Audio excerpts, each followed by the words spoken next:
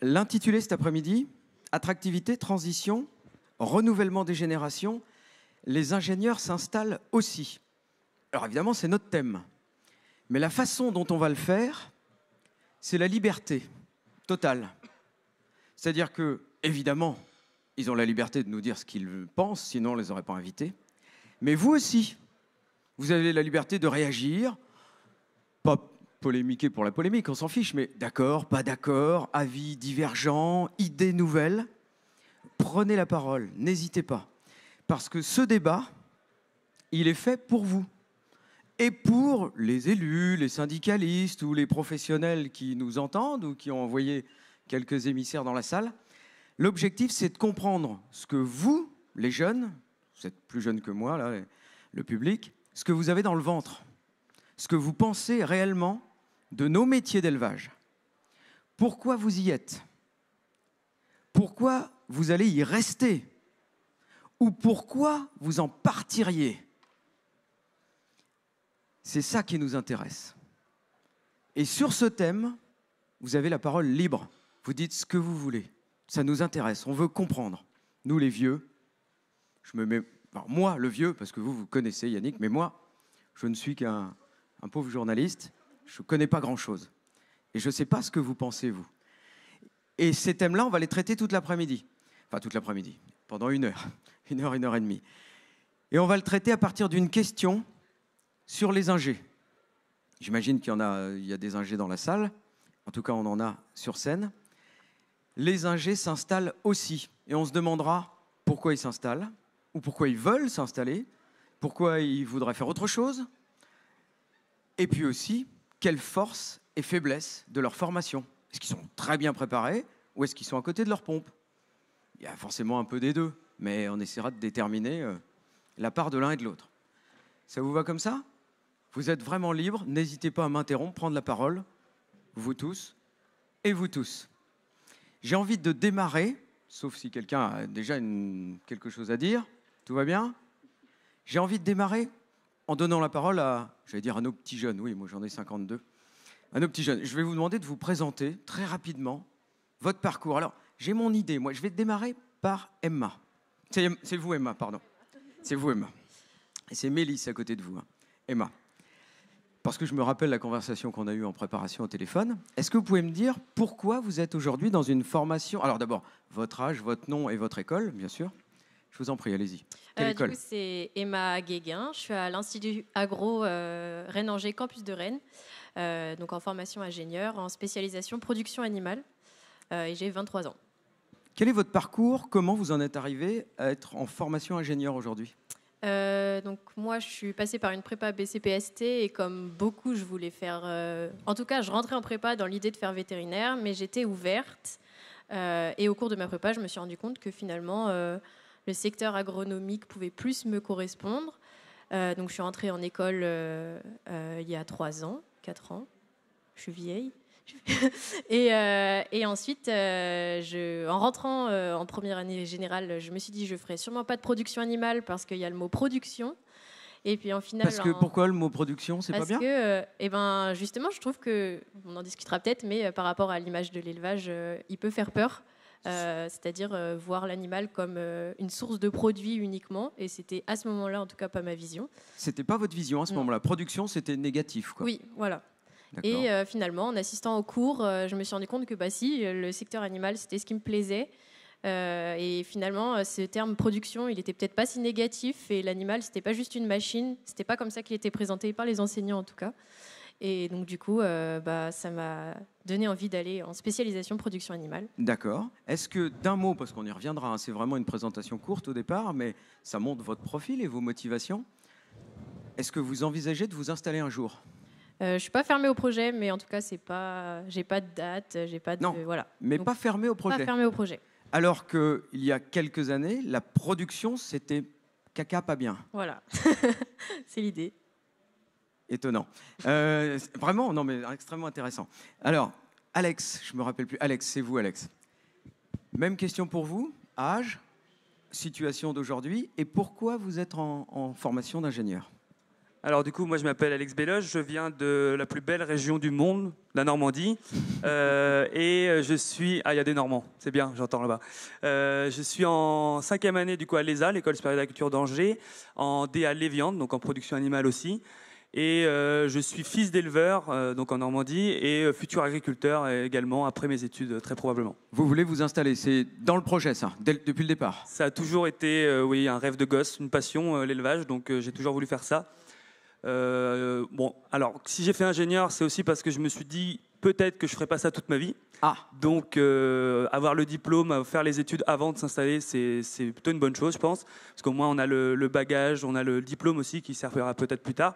Mais je me suis toujours dit dans ma tête que je m'installerais un jour. Ouais, c'est un rêve de gosse. D'accord. S'installer un jour à 100% ou à 70 ou 80%? On en a parlé un petit peu au téléphone. Effectivement, je pense que je ne ferai pas ça à 100%. Parce que j'ai envie de m'investir ailleurs. En fait, je suis vraiment passionné par l'élevage, je suis vraiment passionné par le métier, et je pense que du coup, dégager du temps et dégager de l'énergie pour défendre le métier, pour défendre la profession, pour défendre les filières, aussi pour faire progresser, parce qu'on a énormément besoin de progresser, c'est pas du temps de perdu, et j'ai envie de m'investir à fond là-dedans aussi. D'accord, donc s'investir dans un rôle para-agricole, mais... Para-agricole. Ou autre chose différent. Dans le conseil, il y a plein de moyens de faire avancer les choses. Et donc, voilà, je sais que je serai agriculteur, ça c'est sûr, parce qu'il faut avoir les pieds sur terre, et puis on n'est jamais mieux représenté que par soi-même. Donc, mais vous voulez faire autre chose en plus? Faire autre chose en à plus, côté. probablement, voilà. D'accord, extrêmement intéressant. Mélisse, même question pour vous. Âge, où vous êtes aujourd'hui, et comment vous en êtes arrivé à une formation d'ingénieur agricole, bien sûr?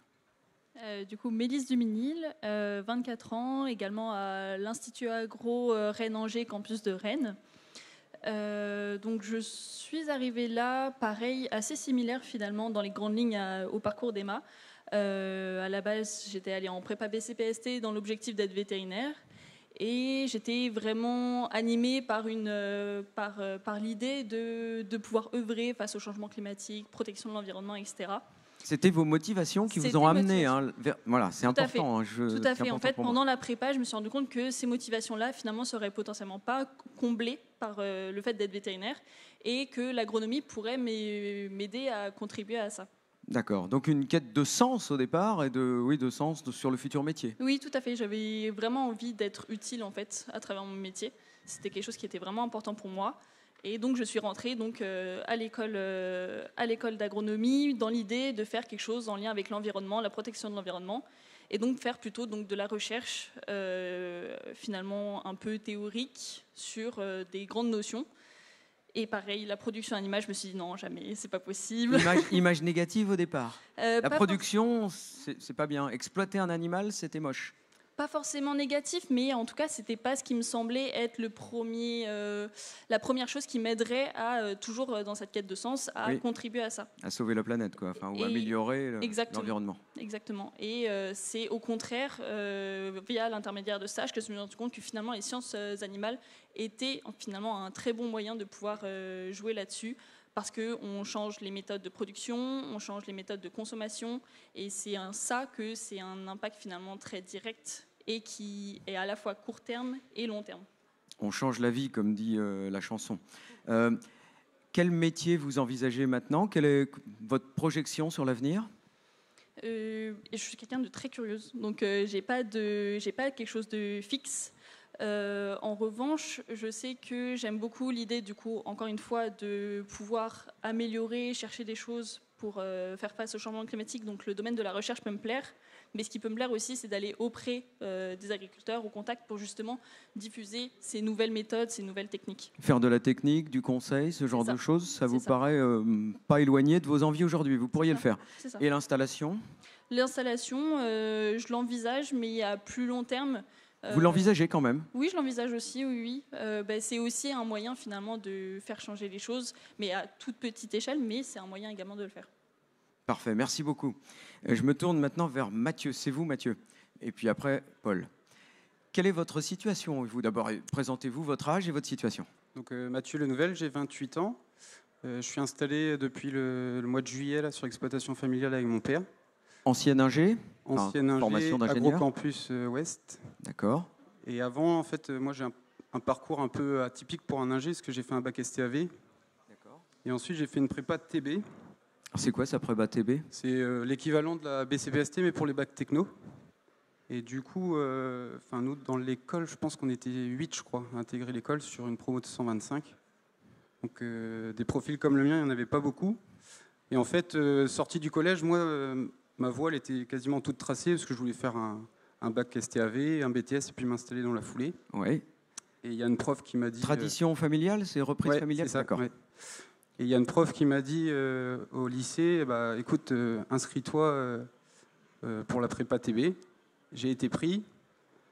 Quand je suis arrivé là-bas, j'étais un peu surpris du niveau qu'on nous demandait. Et puis, je connaissais pas du tout la prépa. Du coup, j'ai eu 2 mois très, très compliqués. Mais vous êtes accroché, bravo. Ouais, et ensuite, du coup, j'ai eu mon concours et j'ai quitté l'agrocampus en 2019. Ensuite, j'ai fait 4 ans de technico-commercial chez Eureden, dans le Finistère. Donc c'était du conseil, de l'accompagnement d'éleveurs, commerce. Du commerce, l'éleveur porcin, du coup, c'est ça? Oui, c'est ça, pendant 4 ans. Du commerce, c'est-à-dire que vous alliez chercher les cochons, pas physiquement, mais... Non, je vendais des solutions nutritionnelles pour les éleveurs. D'accord.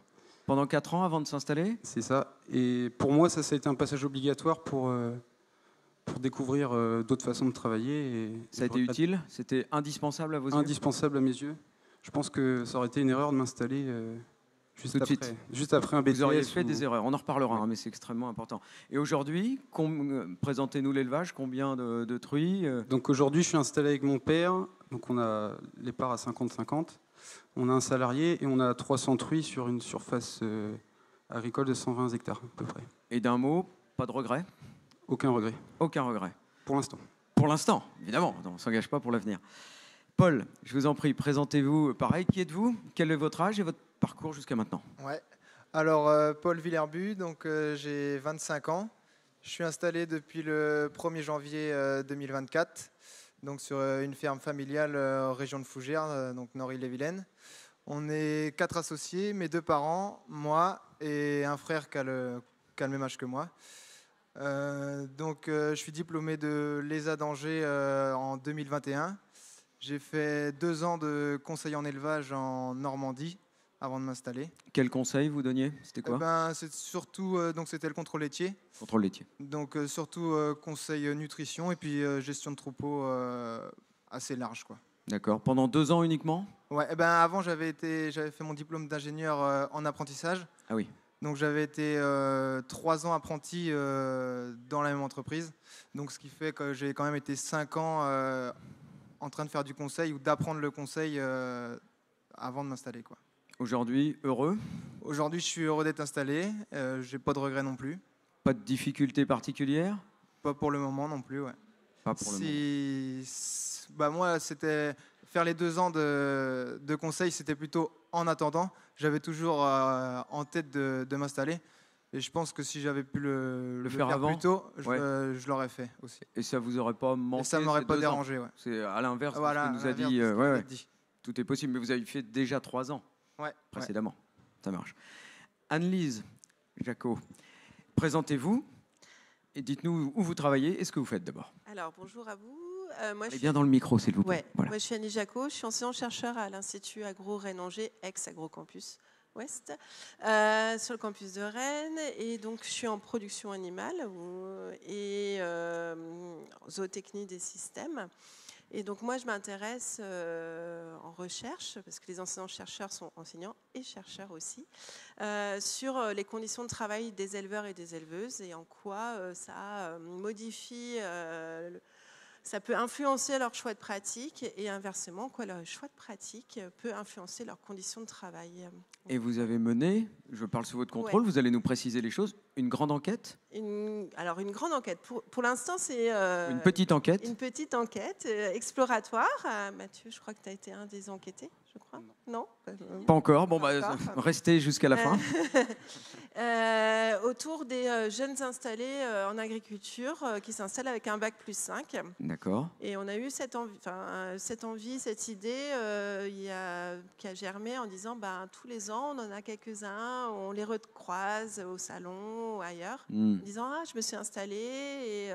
Et c'est soit des issus du milieu agricole, soit des non-issus du milieu agricole. Et j'ai eu envie, avec plusieurs de mes collègues, Yannick et Sophie Prajon, d'aller voir un petit peu qui ils sont, pourquoi ils se sont installés, c'était quoi leur motivation, quelles étaient leurs difficultés à l'installation aussi. Extrêmement intéressant. Et on va y revenir, évidemment. Leur choix de pratique, Parlez bien dans le micro.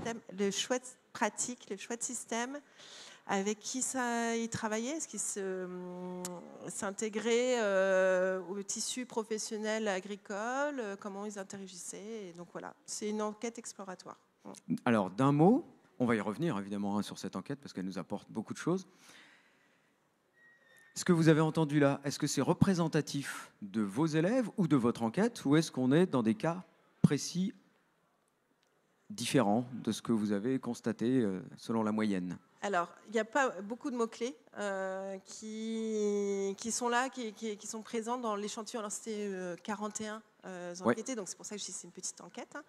Le fait c'est juste les mots-clés que j'ai, c'était l'idée de s'installer soit dès l'entrée dans l'étude d'ingénieur, ou avec une idée peut-être qu'un jour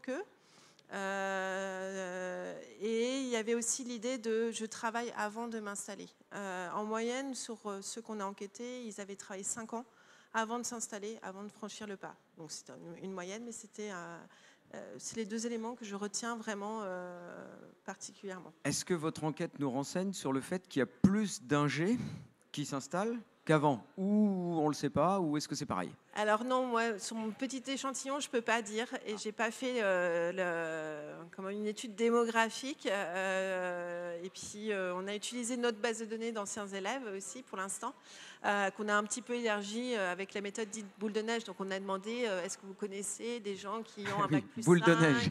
Voilà. Mais je ne peux pas, scientifique. vous dire précisément si c'est une tendance à la hausse ou pas. Mais on ne sait par pas contre, exactement. S'affirmer en tant que je veux m'installer, oui, c'est peut-être quelque chose qu'on entend peut-être plus. Mais oui, dire, porter le discours en tout cas, s'affirmer comme ça, vous avez l'impression de l'entendre plus. C'est une question que je poserai du ressenti. C'est du ressenti, mais c'est important aussi. Yannick, présentez-vous, et puis même question. Est-ce que nos jeunes d'aujourd'hui sont représentatifs de ceux que vous côtoyez? Alors présentez-vous d'abord, d'où parlez-vous, qui êtes-vous et où enseignez-vous? Donc, Yannick Lautroux, enseignant généraliste en zootechnie à l'ESA d'Angers depuis 33 ans et responsable du Master 2 Production Animale à l'ESA d'Angers depuis 33 ans. Et alors, est-ce que, pardon, je vous pose la question, nos petits jeunes que vous venez d'entendre, est-ce qu'ils sont représentatifs des jeunes que vous avez depuis 33 ans ou de cette dernière génération? Ou est-ce que c'est des cas atypiques? Alors, ce qu'on peut constater, c'est que probablement, il y a 30 ans, les gens qui voulaient s'installer ne faisaient pas forcément des études d'ingénieur et ils s'arrêtaient souvent au BTS. Ça suffisait, quoi. Oui, c'est ça. Enfin, je ne sais pas si ça suffisait, mais en tous les cas, ils considéraient que ça suffisait. Et aujourd'hui, on a plus, je pense, de gens qui considèrent qu'il n'est pas du tout orthogonal de faire des études d'ingénieur puis de s'installer. Et j'aurais plutôt tendance à penser que c'est une très bonne chose. C'est votre avis, bien sûr, oui, évidemment. Mais vous trouvez qu'il y a un changement, oui. Là, il y a une rupture. Avant, ce n'était pas vu pour s'installer, le diplôme d'ingénieur, alors qu'aujourd'hui... On a même vu, il y a 40 ans, des gens dans les écoles d'agriculture, y compris la mienne et y compris les autres, qui disaient à des jeunes, il n'y a aucune raison de faire des études d'ingénieur pour s'installer en agriculture. On tenait il y a 40 ans, on tenait ce discours-là, bien évidemment. D'accord, les choses ont changé donc. Dans le bon sens, on est d'accord. Dans le bon sens. Et là, leur parcours, leur motivation, est-ce que c'est celle de vos élèves? Alors il y a, je le résume, les gens qui viennent de l'extérieur et qui partent quête de sens, sur la durabilité, sur, je ne veux pas dénaturer vos propos, mais ce genre de choses, ou alors des gens qui sont nés dedans et qui ont envie de reprendre l'exploitation familiale, ce n'est pas les mêmes motivations à la base. Quel est le parcours principal chez vous? C'est sûr qu'à l'ESA, il y a une population un peu particulière à l'entrée en première année. On a aux alentours de 20% d'enfants d'agriculteurs. Ah, c'est tout? Moi, j'aurais dit plus. Moi, c'est beaucoup, ça vous paraît beaucoup? Ah ben, dans beaucoup d'écoles, c'est 2%. Ah oui. Ah bah, vous voyez, je suis étonné. Donc, oui, donc il y a beaucoup d'agriculteurs chez vous, mais ça reste que 20. ben, il se trouve que le nombre d'agriculteurs en France décroît. Et il se trouve qu'ils ne sont pas plus fertiles que les autres. Donc, Très bien, bravo. Mécaniquement, le nombre d'enfants d'agriculteurs en France diminue. Donc, les écoles d'agronomie récupèrent moins d'enfants d'agriculteurs en pourcentage qu'elles ne faisaient autrefois. Et alors je repose ma question. Oui, je ne vais pas vous lâcher, Yannick. Pour quelle motivation, quelle est leurs envies? Pourquoi ils viennent faire des études d'ingénieurs? Alors, les enfants d'agriculteurs? Non, tous. Tous. Globalement. Alors, évidemment, il y a des... Il peut y avoir différents types. Oui, voilà. Il n'y a pas d'étudiants moyens, il n'y a pas de français moyens, il n'y a pas de consommateurs moyens, il n'y a jamais rien de moyen. Hein. Donc, on a une typologie avec des types relativement différents. Donc, on a des gens du monde agricole, du monde rural, qui pour certains ont envie de s'installer et d'autres n'ont pas envie de s'installer, mais iront travailler dans le monde rural en tant que conseiller ou en tant qu'ingénieur des entreprises qui encadrent l'agriculture.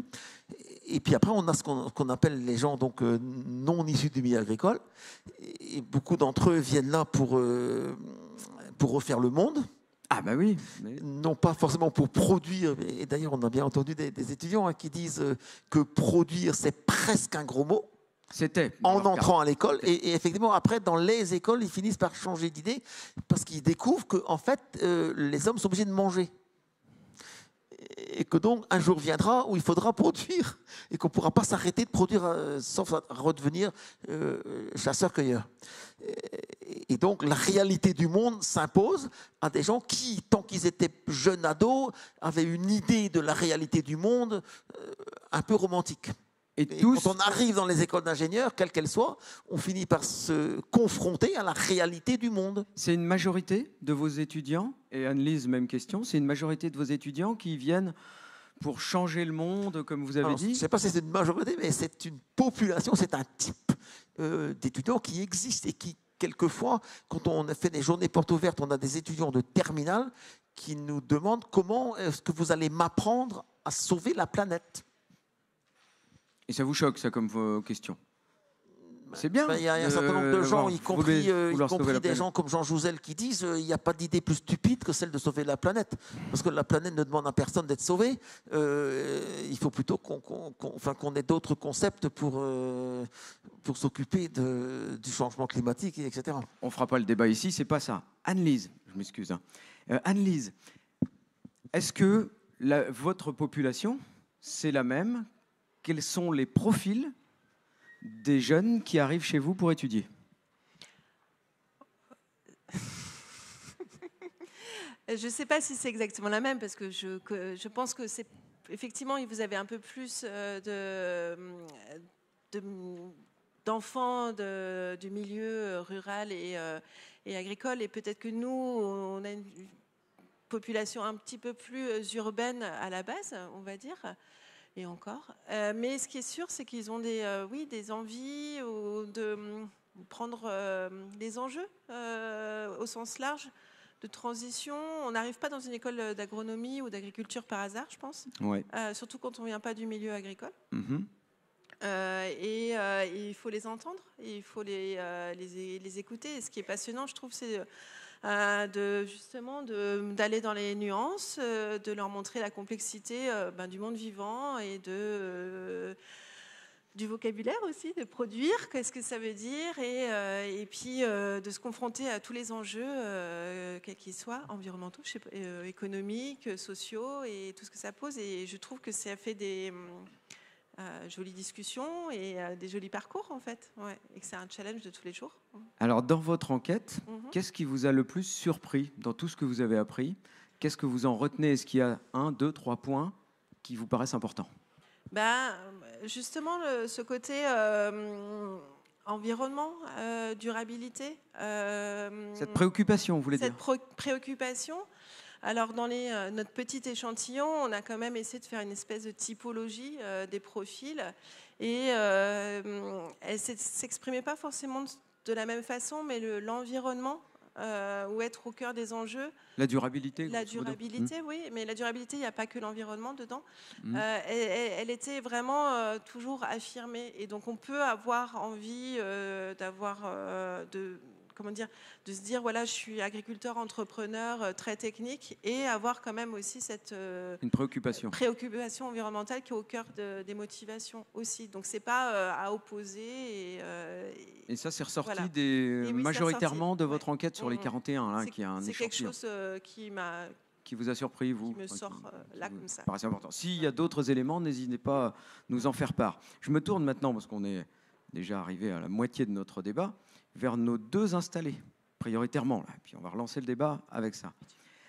Vous venez de vous installer, vous êtes heureux, si j'ai bien compris, ça fonctionne, ça roule globalement. Après cette formation d'ingé, comment vous jugez votre formation pour vous installer? Force d'un côté, vous savez ce que c'est, tableau positif d'un côté, négatif de l'autre, force et faiblesse. Je vous en prie.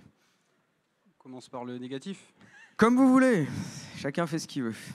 Je pense que la partie technique, on est d'accord, hein, en école d'ingé, on ne l'apprend pas du tout. Pas du tout?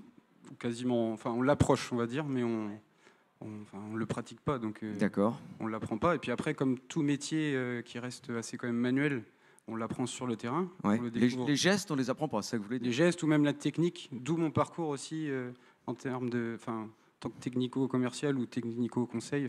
Oui, vous aviez besoin, vous, des 5 ans, vous nous ouais, disiez, justement, pour acquérir des choses. C'est là où j'ai appris, où on m'a formé techniquement. Après, ensuite, l'école d'ingé, le point très positif, via les rencontres qu'on a fait, les visites, parce qu'on a quand même fait quelques visites d'élevage ou rencontrer des gens du monde para-agricole, ça nous amène quand même une ouverture d'esprit et puis un recul sur la filière dans laquelle on s'engage après. Et ça permet aussi de prendre du recul sur notre exploitation et sur la façon dont on va amener notre projet. Ça, c'est utile aujourd'hui d'avoir ce recul, cette hauteur de vue? Oui, c'est très utile. Un exemple? Non, vous avez un exemple, je ne sais pas, concret pour nous dire, là, ça m'a aidé? Aujourd'hui, je pense que si j'avais fait un BTS ou une formation vraiment... pratico-pratique, je prends mon cas personnel de la production porcine, le bien-être animal, je n'aurais pas du tout intégré dans mon projet. Oui. Aujourd'hui, les investissements prennent en compte cette partie-là. Donc, et vous trouvez que c'est une bonne chose et que si vous aviez fait une autre formation, vous n'auriez pas été sensibilisé ou aussi en pointe sur ce sujet? Je pense un peu moins, oui. Et puis après, on a quand même... Le fait d'être dans une promo de 125 avec des gens qui viennent de divers horizons et qui n'ont pas du tout les mêmes projets que vous, ça fait réfléchir, on discute avec eux. Moi, ça m'est arrivé de leur demander comment ils voyaient le monde agricole, comment ils voyaient la production porcine. Et ils vous répondaient quoi? Il y a tous avis. Hein. Ouais. Par rapport aux écoles d'ingé, moi je dissocie quand même les écoles agri, type ESA, et les écoles agro, type agrocampus. Où pour moi, les écoles agrocampus, les écoles agro, on a une typologie de gens qui...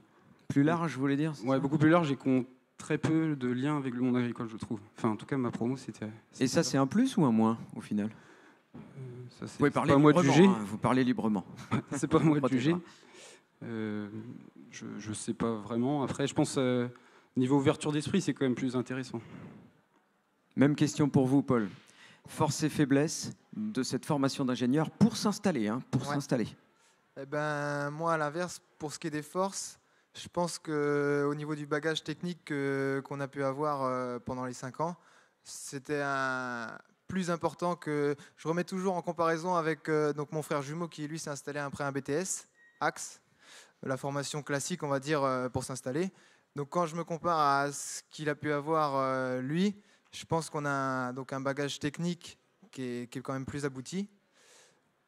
Donc ça, c'est plutôt à l'inverse de ce qui vient d'être dit pour l'ESA. Et vous considérez que vous avez que j'étais toutes les armé, infos techniques dont vous aviez besoin pour vous installer? Ouais. Vous l'avez eu. Bon. Ouais.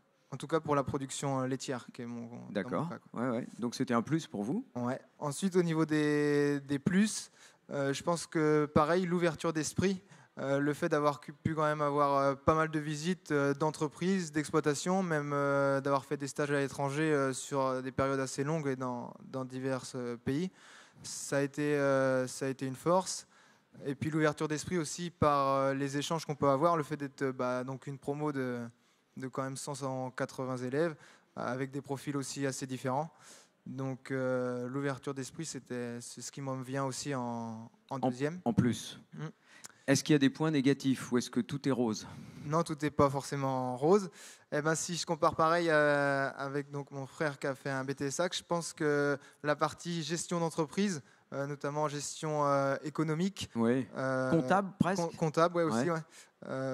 Elle est moins abordée, c'est moins le cœur du sujet de la formation. Et donc, je pense que sur ce sujet-là, pour s'installer, on a un petit peu de retard, quoi. D'accord, parce qu'il faut compter, il faut savoir compter pour ça. C'est quand même une des bases du métier. Ouais. Ouais, si on ne gagne pas d'argent, ça ne va pas durer longtemps. Voilà. Et je me tourne vers Alex et après vers les filles. Vous êtes, si j'ai bien compris, vous n'êtes pas encore installé, vous êtes en dernière année, Alex. Hein? C'est ça, pas encore installé. Un peu même la même question, mais essayons d'aller un peu plus loin. Comment vous voyez votre installation? Quelles sont les choses qui vous paraissent faciles, aisées, et les choses qui vous paraissent difficiles en raison de votre situation d'aujourd'hui? Alors déjà, je vous ai dit tout à l'heure que moi, ce qui m'avait intéressé dans l'école d'ingénieur en premier lieu, parce que j'étais jeune et que voilà, je n'avais pas forcément tous les enjeux encore en tête, mais c'était vraiment d'avoir le diplôme pour pouvoir faire autre chose plus tard. Ça s'est assez vite éteint, parce que bon, voilà, quand je suis arrivé, en fait, ce qui m'a le plus marqué, et ce qui est, on n'en parle pas beaucoup, alors vous en avez tous les deux parlé, et c'est hyper intéressant, on n'en parle pas beaucoup parce que c'est difficilement mesurable, mais c'est vraiment les relations interpersonnelles, l'ouverture d'esprit qu'on rencontre, en fait. Donc on est une promo, des grandes promos. Moi, j'ai pas mal de copains, du coup, agriculteurs, mais autres aussi, parce que s'il y a 20% de fils d'agriculteurs, il y a 80% qui ne sont pas fils d'agriculteurs. Donc, c'est une ouverture d'esprit incroyable, des gens de ville, campagne, etc. Et puis même, on apprend avec nos relations à plein d'autres filières. Voilà, moi, je ne connaissais pas du tout la filière porc.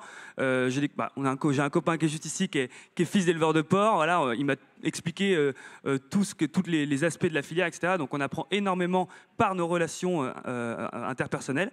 Et puis, bien évidemment, la technique. Alors, je ne veux pas commencer à dire qu'on n'est pas bon en technique, parce que sinon, là, je vais me faire taper sur les doigts juste après la conférence. Non, on a vraiment un bagage technique qui est hyper intéressant.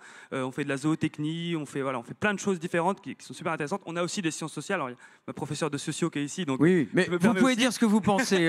Parlez librement et calmement. Je dis ce que je pense. J'aime beaucoup la sociologie. Vous aimez tout le monde, en fait? Non, il y a des trucs que j'aime pas, mais bon, les profs sont pas là, donc je ne le dis pas. Et en fait, il y a aussi... on nous apprend en école d'ingénieur à voir, et on s'en rend pas forcément compte au lycée, que on nous apprend la complexité du monde. En gros, voilà, on nous dit, on a une problématique, la réponse c'est jamais oui, c'est jamais non, c'est jamais blanc, c'est jamais noir, c'est pas une réponse binaire. Ça c'est bien ça. Ouais. Et donc en fait, on nous. Ça c'est utile ou parce que des fois il faut foncer aussi, il faut arrêter de se poser des questions dans une ferme, il faut y aller quoi. C'est hyper utile, surtout quand on parle des sujets agricoles où trop souvent, d'ailleurs, trop souvent, on traite les problèmes en silo en se disant on va essayer de régler un problème, donc on va supprimer quelque chose ou on va remplacer par un truc. Sauf que derrière, on ne pense pas aux conséquences. Exactement. Et donc ça, on nous apprend ça en école d'ingénieur. On a une vision, je dirais 360, une vision filière, etc., où on apprend que chaque acteur a sa place dans la filière et qu'il faut se respecter, il faut respecter tout le monde, il faut partager la valeur, etc. Mais on nous apprend vraiment que les problématiques, elles sont pas, on les répond jamais de façon binaire. Voilà. Vous m'aviez dit aussi au téléphone, ça me revient maintenant, je pense que c'est vous qui m'aviez dit ça, ça va m'aider à négocier mon prix. Ah oui, c'est vous qui m'aviez dit ça. Oui, je vous avais dit qu'effectivement, je pense que l'agriculteur demain retrouvera la place finalement qu'il n'aurait jamais dû perdre, c'est-à-dire la place du plus gros créateur de valeur dans la filière. Oui. Et donc effectivement, on l'a un petit peu perdu, mais c'est ce que je vous ai dit. Je dis, on a besoin de tous les acteurs, mais on a besoin, nous, les agriculteurs, à pouvoir mieux négocier, à pouvoir mieux se vendre, à pouvoir mieux communiquer. Et effectivement, on nous apprend pas mal de ces choses-là en école d'ingénieur. Et je pense peut vous aider. Ça m'aidera forcément. Est-ce qu'il y a du coup que des points positifs? Mais je n'oriente pas la réponse. Ou est-ce qu'il y a aussi, au stade où vous en êtes rendu aujourd'hui, des points négatifs dans l'optique de s'installer? Moi, franchement, je vois aucun point négatif. Bah, je vois peut-être tout bien, mais Vous avez le droit. Non, je trouve qu'on nous apprend. Alors, c'est vrai qu'on s'est pas très poussé. Tu as raison sur la gestion d'entreprise, sur la comptabilité, etc. On voit des bases assez générales, mais effectivement, quand on s'installe, on est un chef d'entreprise. Donc, effectivement, ça pourrait être un peu plus poussé sur ces côtés-là, aussi sur le côté managérial, puisque je pense que demain, les agriculteurs, c'est une réalité. D'ailleurs, il y en a de moins en moins. Donc, mécaniquement, les exploitations grossissent, et donc mécaniquement, il y aura besoin de main-d'œuvre et il y aura besoin de manager les équipes. Et donc ça, peut-être qu'il faudrait peut-être mieux l'appréhender, en tout cas en école d'ingénieur, ça c'est sûr. Ok, avant de vous donner la parole, les filles, je me retourne vers la salle parce que je ne l'ai pas encore fait. S'il y a des questions, des réactions, vous voyez, alors ils ne sont pas avec nous, hein, donc on ne va pas leur donner le micro. N'hésitez pas, criez, venez me taper sur l'épaule et puis on vous donnera un micro. Hein. Personne ne veut prendre la parole pour l'instant, pas de réaction? N'hésitez pas, c'est fait pour. Les filles, c'est voilà. Mélisse d'abord et après Emma. J'ai envie d'aller un peu plus loin dans votre projection à vous. Comment vous vous voyez, vous, maintenant, demain? On a compris que ce n'était pas votre souhait de départ, mais que vous avez découvert des filières, des métiers. Concrètement, qu'est-ce que vous souhaitez faire demain? Est-ce qu'il y a un type de métier précis? Est-ce qu'il y a un salaire précis? Est-ce qu'il y a, je sais pas, une organisation du travail? J'en sais rien. Comment vous voyez les choses, ou est-ce que ça reste encore tout à fait flou? Par rapport à un métier, enfin, par rapport à un métier poste, ou par rapport réellement à l'installation? Les deux. C'est-à-dire un poste de salarié dans un premier temps, si j'ai bien compris, et puis peut-être après, une fois installé. Je pense que le poste de salarié, enfin en tout cas dans une entreprise, c'est quelque chose qui devra s'articuler surtout autour de, en fait, beaucoup de communication avec justement l'ensemble des acteurs. Je partage totalement ce qui a été dit sur les précédents sujets, et c'est quelque chose du coup qu'il faut vraiment intégrer, justement cette complexité, tous ces enjeux multifactoriels.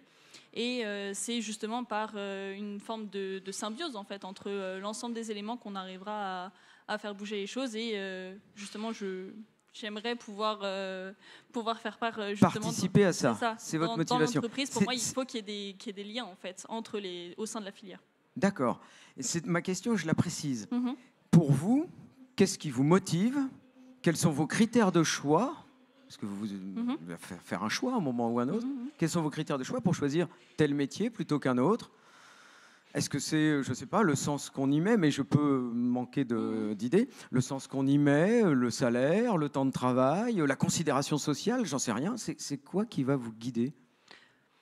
Pour moi, c'est un équilibre entre tout ça, justement. Il faudrait à la fois un équilibre dans la vie personnelle, dans la vie professionnelle, que ça soit un équilibre, mais ça, c'est propre à chacun. Oui, est-ce que mais on justement, préfère gagner, pour vous, justement... Ouais, okay. C'est quoi le point de rupture? C'est de ne pas travailler plus de 60 heures par semaine? J'en sais rien, vous voyez, je vais loin, mais j'essaie de comprendre ce qui vous motive et ce qui vous ferait aller dans tel sens et refuser tel autre sens. C'est ça que j'ai envie de savoir. Je ne sais pas si ça va vous satisfaire comme réponse, mais en fait, moi, si le sujet m'anime, j'ai aucun souci à y laisser vraiment beaucoup d'heures. Il n'y a aucun souci avec ça. Pour moi, ce qu'il faut vraiment, c'est que le sujet soit passionnant, que les collègues soient passionnants et qu'il y ait une émulation en fait, pour le travail. Et là-dessus, il n'y a aucun souci et je serai partante. Et est-ce qu'il faut qu'il y ait un sens, entre guillemets, un sens qui vous dépasse, un sens collectif? Alors, je dis un grand mot, ne le prenez pas mal, la durabilité, l'environnement. S'il n'y a pas ça, vous ne le feriez pas? En fait, oui, ce que disait tout à l'heure Anne-Lise, c'est en fait la durabilité finalement peut revêtir beaucoup de beaucoup plus de choses que juste l'environnement. Donc en fait, tout finalement peut contribuer à la durabilité d'une exploitation. Donc là-dessus, oui, effectivement, puisque tout est compris dedans. Oui, mais on peut faire des métiers, vous savez, qui n'ont pas de rapport avec une durabilité. Ça peut être pour manger, pour vendre, pour gagner de l'argent, ce n'est pas honteux, mais ça ne va rien faire en termes de protection de la planète ou d'enjeux climatiques. Vous pourriez faire des métiers comme ça qui ne seraient pas reliés à un sens collectif ou pas? Ce sera ma dernière question. Je ne sais pas, par exemple, là, au cours du SPACE, je travaille sur un des stands qui est à la base quelque chose dans lequel je n'avais pas forcément de connaissances, qui est sur de la logette et du manchon de crayon. Vous faites quoi? Vous expliquez aux oui, gens? c'est ça. Vous vendez de la logette et on explique justement, on renseigne les personnes sur ces produits-ci qui sont donc fabriqués. Et même là-dedans, en fait, je peux trouver du sens. En fait, il suffit que les raisons soient bonnes et que les Le produit, arguments vous y soient en croyez, face, ouais, que la qu'il y ait pas de personne en face mensonge. soit pas juste là pour acheter, mais pour comprendre, pour créer un projet, et je peux être partante. Parfait. Même C'est chose facile. pour vous, Emma. Allons plus loin. Qu'est-ce qui vous motive? Qu'est-ce qui ferait que vous iriez dans tel sens, tel type de métier? Et qu'est-ce qui ferait que vous n'iriez pas dans tel autre type de métier? C'est quoi le moteur pour vous aujourd'hui? Moi, j'ai envie de dire que le moteur idéal, ce serait la passion. Mon idéal, c'est de trouver un métier qui n'en soit pas un, puisque ce serait une passion. Maintenant, je sais que c'est difficile et qu'en plus, ça peut évoluer et changer au cours de la vie. Et du coup, le salaire, la rémunération, on s'en fiche? Non, parce que malheureusement, dans la vie, c'est pas le cas de tout le monde et du coup, les prix augmentent. Donc oui, j'ai quand même envie de vivre décemment et voilà, et pouvoir réaliser d'autres activités à côté du sport, des loisirs, etc. Donc y avoir accès grâce à de l'argent. Mais après, non, ma motivation première, oui, ce serait une passion et aussi des valeurs communes, que l'endroit où je travaille ait des valeurs communes avec les miennes. Et bien sûr, on peut avoir... Sans ça, vous n'iriez pas s'il n'y avait pas des valeurs en Je plus d'un veux essayer métier? de ne pas y aller. Justement, c'est une de mes craintes dans l'avenir, d'un jour, parce qu'il faut accepter un job, parce que voilà, je me retrouve coincée finalement à me rendre compte au bout de 5 ans que je fais un métier qui n'a pas de sens par rapport à la vision que je peux avoir de la vie, de l'agriculture, de l'élevage. Et oui, là, ça D'accord. me désolerait. Quel type d'élevage, je ne me rappelle plus entre vous deux, je vous ai posé la question, quel type d'élevage vous installeriez si vous le faites un jour? Alors, dans mon idéal, ce serait du caprin, D'accord. transformation fromagère. Après, voilà, je ne suis pas fermée à plein d'autres choses. Ça marche. Et vous, Mélisse, quel type d'élevage ce serait? Ce serait du laitier pour faire de la transformation aussi à la ferme. Mais, En vache, du coup? Pour le coup, je suis ouverte. Caprin ou- Oui. Pour le coup, même plutôt mixte. Il y a des bonnes choses qui se font en mixte. Mixte, vous voulez dire Par exemple, au vin bovin, on peut faire les deux avec justement une complémentarité entre les races. Ah, je ne savais pas. D'accord. Et ça se mène bien complètement ensemble? Et c'est pas trop fatigant d'avoir deux ateliers différents? Il peut y avoir qu'un seul des ateliers qui est transformé à la ferme, par exemple. C'est vrai. Y a-t-il des questions, des réactions dans la salle? Ou pas encore? Tout va bien? Non. Yannick, on a un enjeu de renouvellement. Question que je vais poser à tous. Un enjeu de renouvellement, un enjeu d'attractivité, un enjeu de main-d'œuvre. Qu'est-ce qu'on fait mal? Alors, c'est la question bateau, mais on va essayer de travailler là-dessus. Qu'est-ce qu'on fait mal? Qu'est-ce qu'on devrait faire mieux demain pour donner à plus de jeunes envie de rejoindre nos filières d'élevage?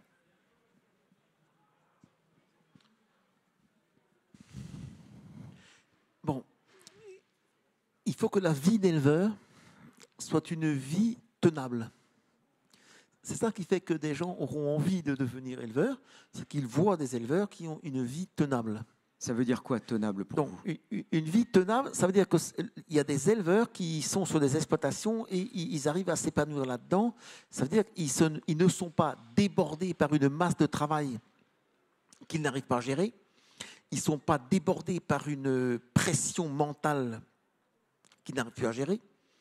Et ils ne sont pas débordés par une absence de capacité à décrypter la marche du monde. Donc ça veut dire que si on met des gens dans des exploitations, ils doivent faire tout ça. Ils doivent être bons techniquement, ils doivent être bons en termes de gestion, ils doivent être bons en termes de gestion des ressources humaines, et ils doivent être capables de faire évoluer l'exploitation en fonction de ce qu'eux ont compris de la marche du monde et pas forcément de ce que leur a dit le technicien avec sa petite camionnette bleue et qui passe tous les mois délivrer des minéraux. Donc, ce qui veut dire que les ingés sont mieux armés que les autres pour répondre à cet enjeu, enfin, ces enjeux? Ça, je crains que ce soit un constat absolument incontestable. D'accord, j'ai bien entendu. Ça, donc, faut que Et ce soit donc, tenable. dans Et un ensuite, système de complexité absolue de l'agriculture, mieux on est formé et plus on a des chances d'être capable de tenir une exploitation pendant toute une carrière. C'est-à-dire que quels que soient les ingés que l'on rencontre, quelle que soit l'école qu'ils aient faite, on se rend compte que souvent, un ingénieur qui s'installe, il ne fait pas un burn-out et il tient sa carrière jusqu'à la retraite. moins que les autres, vous voulez dire? Plus que les autres. Enfin, oui. Il tient sa carrière Bien. parce qu'il a construit un système qui est compatible et avec la marche du monde, avec ce que demandent les marchés, avec ce que demandent ses aspirations profondes. Exactement, ce que demande éventuellement sa famille, etc. Il a réussi à se constituer un système tenable. Ça, c'est absolument central. Il faut que les gens puissent mettre en place des systèmes tenables et compatibles avec les changements de la société. Donc, mais d'un autre côté, on ne peut pas être éleveur en ne voulant pas l'être. C'est-à-dire, on ne peut pas être éleveur en voulant mener la vie d'un citadin. Ça, ce n'est pas possible. Hein.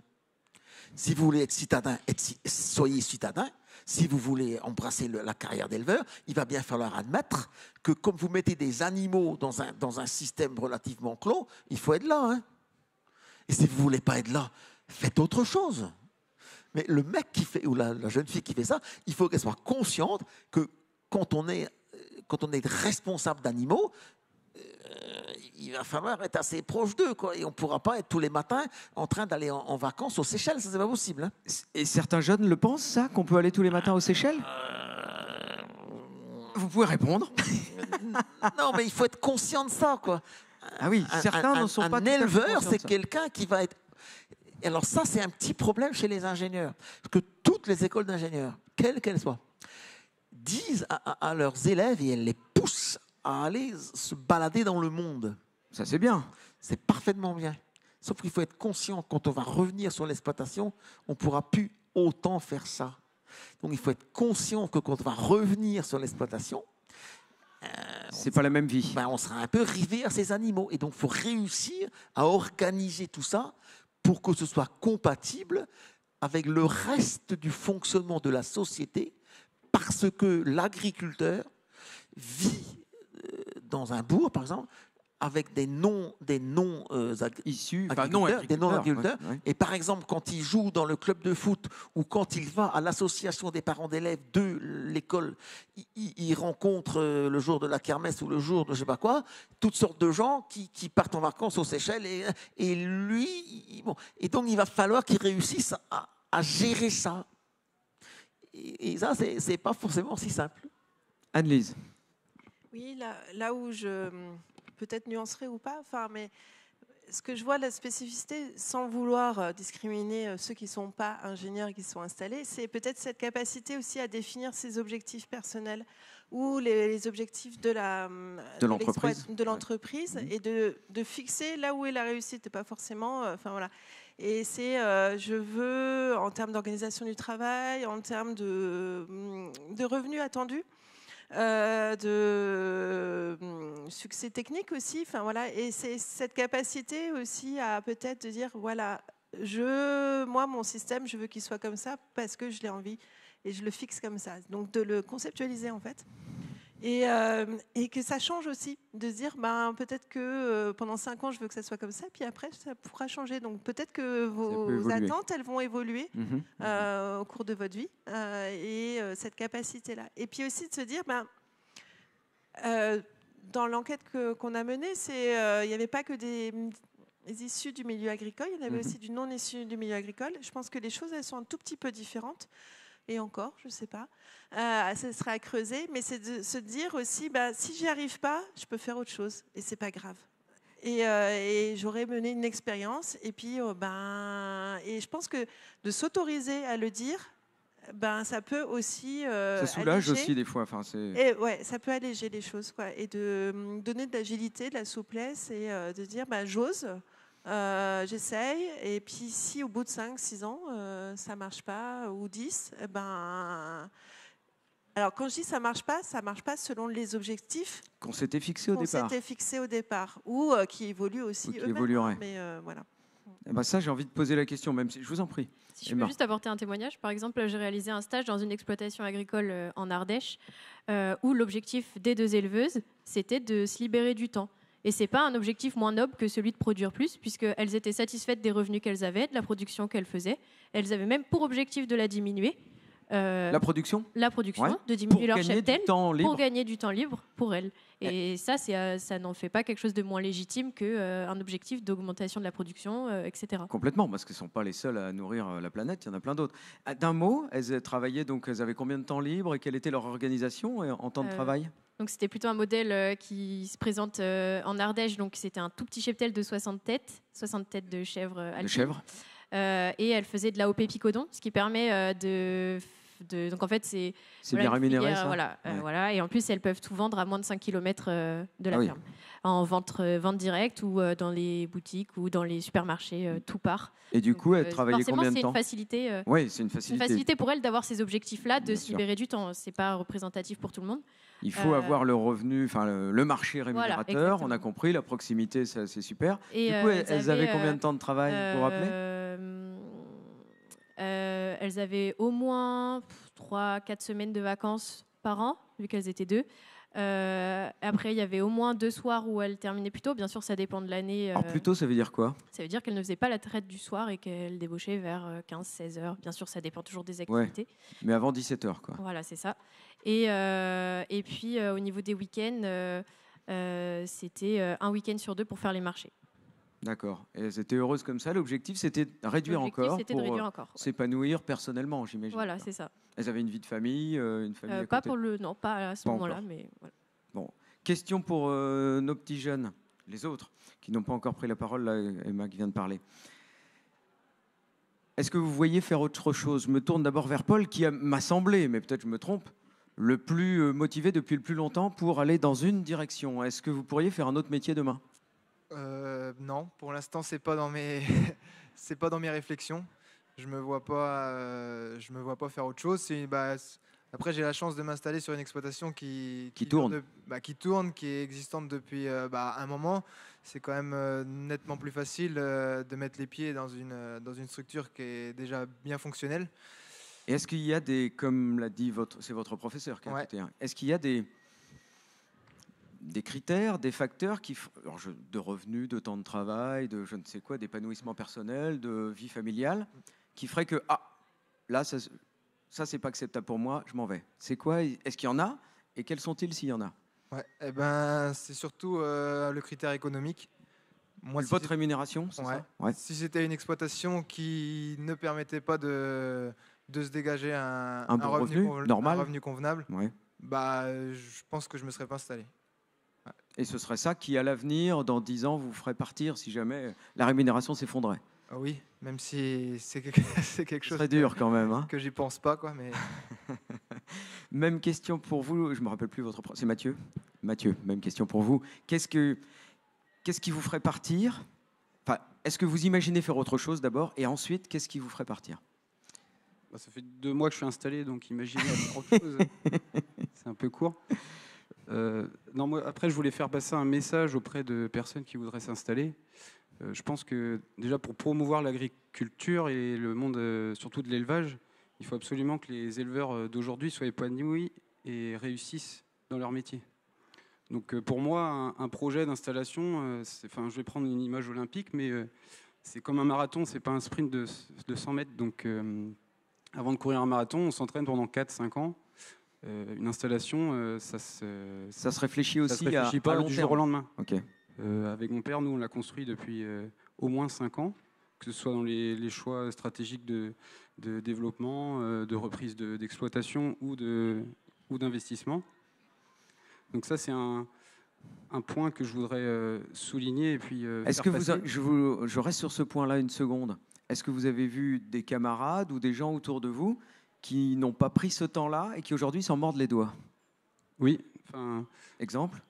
J'ai des voisins, pas très loin de chez moi, qui se sont installés, qui aujourd'hui travaillent tout seuls sur l'exploitation avec 70 vaches laitières, et ils n'arrivent pas à dégager ne serait-ce qu'une journée dans la semaine pour pouvoir aller voir des copains ou jouer au foot le dimanche après-midi. Ils le regrettent? Je ne sais pas s'ils le regrettent, puisque ils n'ont pas le temps de vous parler. C'est terrible. Oui, ok. Donc, pour mon cas particulier, nous on a réfléchi le projet pour à la fois gagner notre vie et puis se libérer du temps. Pour vous donner un ordre d'idée, moi mes horaires en conditions normales, c'est-à-dire sans les travaux des champs, donc semis à l'automne et puis récolte l'été et puis et récolte de maïs à l'automne aussi. Je commence à 8h, à midi et demi je vais manger et à 18h je quitte l'exploitation. Avec, tous les soirs à 18h c'est fini normalement. C'est ça. Problème. Après en élevage de porc on peut se permettre de le faire parce que c'est organisé. facile à organiser. Ouais. Mais et un week-end sur 3 travailler. Mais pour vous, c'est important. Mais pour moi, ça c'est hyper important, puisque sinon après, Ouais, vous faire devriez 70 heures par semaine Ouais. dès nos 28 ans ou 25 ans pour ceux Ouais. qui s'installent plus tôt, C'est pas acceptable, ça, pour vous? ils arrêteront avant, Ouais. ça c'est sûr. Et du coup, c'est important pourquoi? Pour se reposer ou pour développer une vie personnelle autour? Je sais pas, faire du foot, du macramé ou Se reposer déjà, se reposer? et puis la vie personnelle. Moi, j'ai quitté le milieu du para-agricole, c'était pas pour perdre en qualité de vie. Hein. Ah oui, pour vous, c'est un critère, ça? Il faut pas perdre en qualité de vie, c'est-à-dire pouvoir sortir, aller au resto, en boîte de nuit, j'en sais rien. C'est important, ça? Moi, c'est hyper important. J'ai travaillé dans le para-agricole assez loin de mes amis et de ma famille. Aujourd'hui, je me suis rapproché de ces gens-là. Du coup, j'ai gagné de ce côté-là. Après, il y a des concessions à faire. On va faire un week-end sur 3. On va par moment travailler un peu plus, mais dans la limite de l'acceptable. D'accord, extrêmement important. Alex, quelle est votre vision à vous aussi, plus précisément sur l'avenir? Qu'est-ce qui vous ferait? Alors, on a bien compris que vous êtes fils d'agriculteur. Reprenez si j'ai une bêtise. Vous êtes fils d'agriculteur. Je crois que votre papa a lui aussi une autre activité à côté. Et vous imaginez aussi, le diplôme d'ingénieur, c'est pour vous une ouverture, ça vous permet d'être compétent et de vous ouvrir des horizons. Et vous souhaitez en profiter pour faire autre chose que de l'agriculture, tout en faisant de l'agriculture. C'est bien ça? C'est ça, Qu'est-ce qui exactement. vous ferait abandonner la partie agricole et finir chanteur de charme, par exemple? Pas grand-chose, je pense, parce que c'est vraiment ma passion. C'est pour ça que je veux m'engager. J'ai toujours voulu faire ça. Nourrir les hommes, ça a toujours été... on parlait de sens tout à l'heure. Moi, je trouve qu'il n'y a pas d'autres métiers qui ont plus de sens que le métier d'agriculteur. C'est le plus beau métier du monde. Je suis peut-être un peu idéaliste, mais c'est vraiment le plus beau métier du monde. Et c'est vraiment, quand je parle de sens, moi, je ne me vois pas faire un métier où je ne me sens pas utile ou où je ne servirai à rien. Moi, je ne veux pas faire ça. Et donc, effectivement, quand vous produisez, quand vous nourrissez le monde et vous essayez aussi de réduire, de respecter la planète, puisqu'on n'en a qu'une, eh bien ça a du sens. Et puis aussi, je veux dire, et je le dis assez souvent, c'est un secteur d'avenir. C'est vraiment un secteur d'avenir. Si vous réfléchissez un petit peu, vous regardez tous les métiers qu'il y a autour de nous, tout ce que les tontons, les tatas, les voisins, tout ce qu'ils font. Dites-vous, voilà, avec tous les changements qu'il y a, l'intelligence artificielle, les crises, etc., est-ce que ces métiers-là, dans 30 ans, ils existeront? Franchement, il y en a très peu où on peut affirmer de manière claire et précise qu'ils existeront. Le métier d'agriculteur, dans 30 ans, il existera. Parce que personne ne peut remplacer l'agriculteur, personne ne peut remplacer la production. Alors, il va changer. Parce qu'il faudra manger, quoi. Il faudra manger, voilà, exactement. Et donc, c'est un secteur d'avenir. Et donc, il y en a très peu qui peuvent se targuer d'être un secteur d'avenir, je pense. Mais l'agriculture l'est. Et donc, moi, c'est pour ça que j'ai vraiment envie de m'engager. Donc, vous, à aucune condition, vous abandonneriez la partie agricole de votre futur? Alors, si, quand même, parce qu'on on a envie, nous les agriculteurs, légitimement, je pense, de vivre comme les autres. C'est-à-dire que nos parents avaient déjà un petit peu intégré cette notion-là. Nos grands-parents, pas du tout, qui vivaient vraiment que pour ça. Mais nous, en fait, on a envie, comme vous l'avez dit, de vivre comme tout le monde. C'est-à-dire que voilà, d'avoir du temps libre et puis de gagner de l'argent. Voilà, c'est pas une honte de le dire. Enfin, moi, j'ai envie de gagner de l'argent pour vivre, tout simplement, pour faire vivre ma famille. Il faut pas avoir honte de le dire. En fait, trop souvent, on s'est dit, l'agriculteur, il est passionné. Donc, finalement, s'il gagne pas d'argent, il est passionné. Donc, il fait pas un métier, il fait une passion. Moi, je suis pas d'accord avec ça. Voilà, on est passionné, certes, mais on veut quand même gagner de l'argent. Et donc, il faut en gagner. Voilà, moi si je prends mon cas personnel, je me serais jamais installé seul sur une exploitation parce que je voyais beaucoup trop d'inconvénients par rapport à ma vie personnelle. Donc là, je m'installerais probablement sur une exploitation familiale où ils sont déjà 4. Donc ça permet... Seul, c'est-à-dire être esclave, entre guillemets, 70... Enfin, esclave de son système. Oui, travailler comme un fou pendant 70 heures par semaine parce qu'il n'y a pas le choix, ça, vous refuseriez? Alors, travailler beaucoup, de toute façon, je pense qu'il ne faut pas idéaliser ni se plaindre tout le temps. Il faut dire la vérité sur notre métier. Si vous êtes agriculteur, vous allez travailler beaucoup. Il ne faut pas non plus se leurrer. Mais effectivement, avoir un week-end par mois ou un week-end tous les 3 semaines, pour moi, c'est indispensable. Parce que voilà, je n'ai pas envie de perdre mes relations avec mes amis, j'ai envie de voir ma famille, etc. Et donc voilà, mais je pense que ce qu'on demande est légitime. Voilà. Donc on entend beaucoup de gens nous dire effectivement les fermes grossissent, etc. Effectivement, mais moi dans mon cas, c'est vrai que la ferme elle a assez grossi en l'espace de 15 ans, mais c'est clairement pour se libérer du temps. Moi, mon père et mon oncle ne se prenaient avant jamais de vacances, jamais de week-end, et là maintenant ils en prennent. Donc c'est un effet, positif entre guillemets de l'agrandissement des fermes. Et moi, comme je le redis, je ne me serais jamais installé tout seul sur une ferme. Voilà. Parfait, merci beaucoup. Y a-t-il des questions, des réactions dans la salle? Je vous en prie, on vous amène un micro. Gardez la main levée, ça vient par derrière vous. Je vous en prie, présentez-vous en une seconde, s'il vous plaît. Bonjour, je m'appelle April, je suis également étudiante à l'École supérieure des agricultures à Angers, en 5e année. Et j'ai vraiment le même type de profil que les filles qui sont à l'Agro de Rennes. Et du coup, je voulais vous poser une question par rapport à votre idée d'installation. Parce que comme les gars en ont parlé juste avant, ils s'installent, si j'ai bien compris, normalement sur la ferme familiale. Et donc, ils ne commencent pas de zéro. Alors, est-ce que vous avez l'intention de vous installer dans une ferme déjà existante ou est-ce que vous voulez vraiment commencer de zéro? Et si oui, est-ce que vous n'avez pas justement peur de tous ces investissements Financiers notamment? Oui. Qui veut répondre? Les deux, de toute façon. Non, moi, je partirai sûrement pas de zéro. Enfin, je pense que c'est quasiment impossible de toute façon de partir complètement de zéro. Il faut avoir déjà les financements pour le faire. Et pareil que ce que disent les garçons, je ne m'installerai pas seule non plus, c'est sûr. Je trouverai des associés ou ce sera peut-être à ce moment-là mon conjoint, ma conjointe. Ce sera peut-être des amis, j'en sais rien, ou justement des gens que je ne connais pas. Mais oui, je ne m'installerai pas seule et parce que je pense que ce n'est pas viable et vivable en tant qu'agriculteur ou agricultrice. Mélisse? Oui, c'est assez similaire. Je ne vois pas comment on pourrait partir de zéro. Ça peut éventuellement être justement plus ou moins abouti et développé à partir d'une petite base, mais il en faut quand même une. Et oui, également pareil, pour moi, le principe d'associé est assez indispensable. Et ça se fait de plus en plus justement de ne pas s'installer justement dans un cadre familial, mais avec des personnes soit qu'on a appris à connaître via les études ou des choses de la sorte. Et ça me paraît pour le coup une des solutions les plus viables. Il y a une autre question ici, je vous en prie monsieur. Gardez le bras levé le temps que Stéphanie vous apporte le micro. Et allez-y, levez les bras si vous voulez poser des questions ou crier. Je vous en prie monsieur. Moi du coup c'était plutôt une question pour les garçons qui sont installés.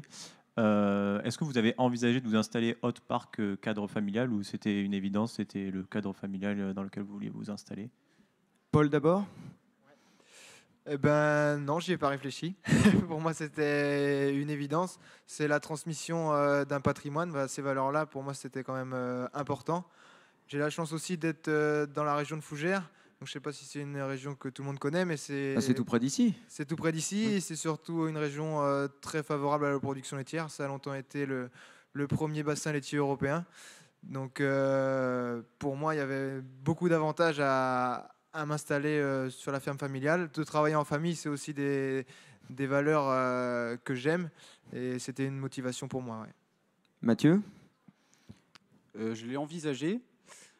Je pense, et mon père ne dira pas le contraire, mais l'exploitation que l'on a actuellement n'est pas forcément la plus adaptée et cohérente, puisqu'on est en multisite, on fait un peu de route et tout ça. Après, je pense qu'il ne faut pas oublier le tissu social dans lequel on est. Moi, je suis revenu chez mon père parce que j'ai toute ma famille, tous mes amis autour. C'est clair que si j'avais eu... C'était la motivation première? Ça en faisait partie, dans la balance. J'aurais pu très bien m'installer ailleurs, à 100 km de chez mes parents, mais je pense que j'aurais été malheureux. Oui, tout seul. Peur de pas recréer ce tissu social que j'ai chez moi actuellement. Après, moi j'ai un exemple d'un copain qui s'est installé en janvier 2023, qui était en promo avec moi. Lui, il s'est installé à Languidic dans le Morbihan. Il connaissait personne. Mais il avait une conjointe qui l'a suivi là-bas, donc c'est plus facile. C'est déjà tout de suite plus facile. Et aujourd'hui, il est bien intégré? Et aujourd'hui, il a l'air d'être bien intégré, il a l'air d'être heureux. Ouais. Donc c'est une option qu'il ne faut pas écarter en tout cas.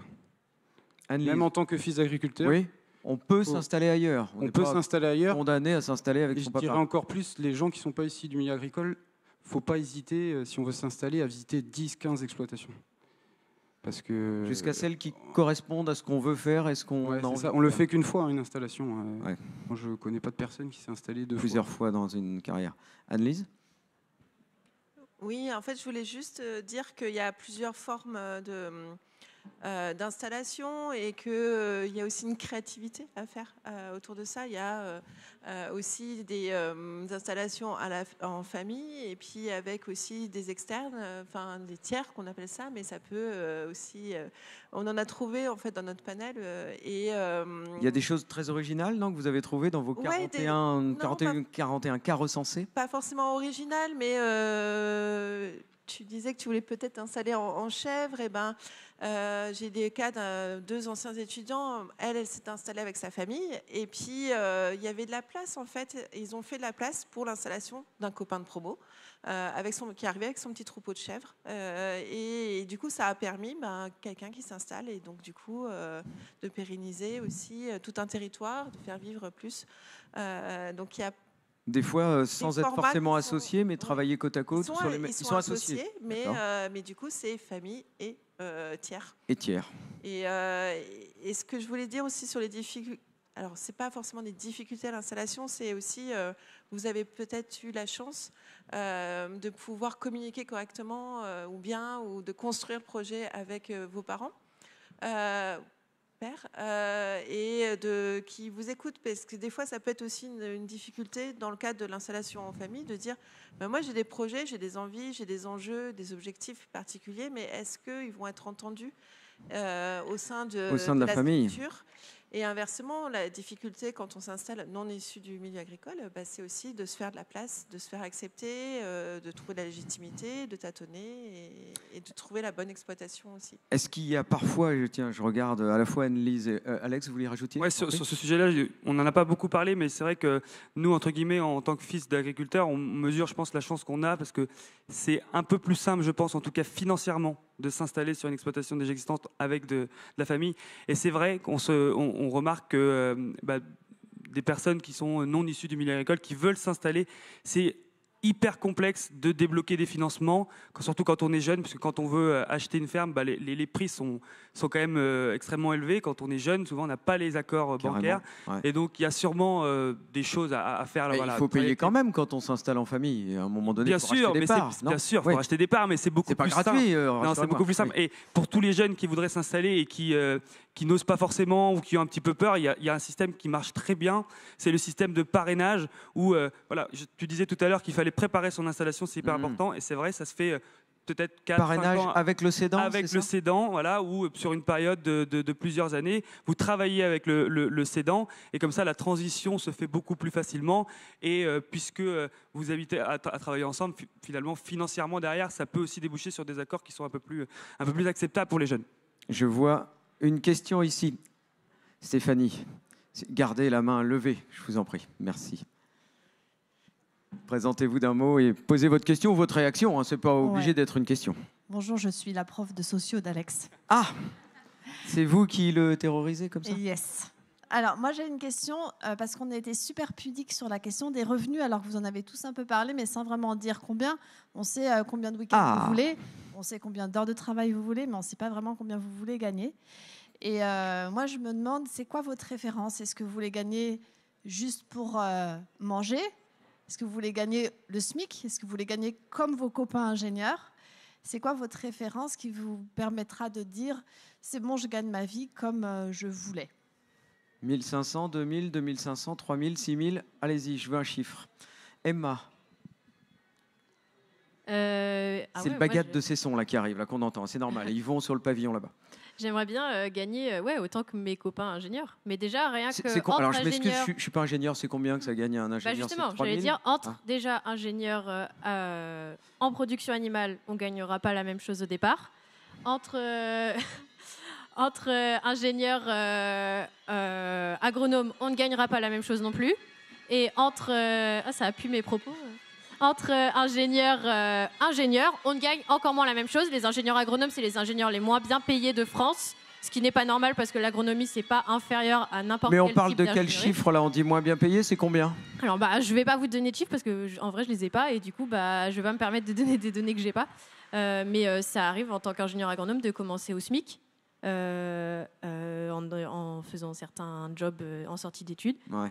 Oui, mais en commençant à la limite, d'accord. Mais c'est l'idée, au bout de quelques années d'expérience, combien vous aimeriez gagner? C'est 2000, 3000, 4000, j'en sais rien. Moi, entre 2000 et 3000, ouais, dans l'idéal. Entre 2 et 3. Et après, j'aimerais que ça évolue en plus au cours de ma carrière. Et Ça quand on progresse. est agriculteur ou agricultrice, c'est pas toujours simple de pouvoir... Mélisse, quel est votre chiffre à vous et votre souhait? Pour le coup, dans la gamme, c'est la même chose qu'Emma.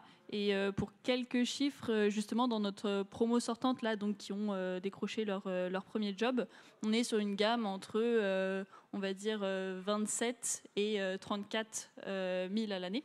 D'accord. Donc c'est une gamme vraiment en entrée. Et ce qu'il ne faut pas avoir peur aussi, c'est d'aller négocier.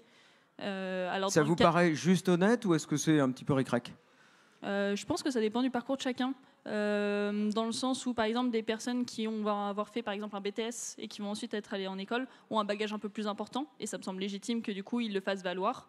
Contrairement à des personnes qui ont peut-être un peu moins de bagage, du coup, technique. Mais ça me semble honnête de demander un 30 en sortie d'école, oui. D'accord. On va se tourner d'abord vers Alex et après vers les installés parce que c'est différent. Alex, combien vous estimez devoir gagner? Alors, il y a deux situations. D'abord, salarié, si jamais vous l'êtes, et puis après, installé. Oui, effectivement. Alors déjà, salarié, je peux en parler assez librement parce que du coup, on a embauché un salarié assez récemment. Le métier de salarié agricole, aujourd'hui, il est assez peu payé. Malheureusement. Et donc, du coup, c'est ce qui fait qu'on a du mal à trouver des salariés aussi. C'est-à-dire qu'aujourd'hui, un salarié, quand vous le payez moins de 1 500 €, c'est compliqué parce que ce sont souvent des salariés qui, comme ils travaillent dans des exploitations agricoles, ne comptent pas forcément leurs heures, enfin, en tout cas, pas tout le temps. Ils font souvent plus de 35 heures. Et donc, effectivement, les payer moins de 1 500, c'est un peu compliqué. Après, mais vous voulez gagner combien? C'est ça qui m'intéresse. En tant que, du coup, on sera chef. Enfin, moi, si je projette de m'installer, donc je serai potentiellement chef d'entreprise. Enfin, je serai chef d'entreprise.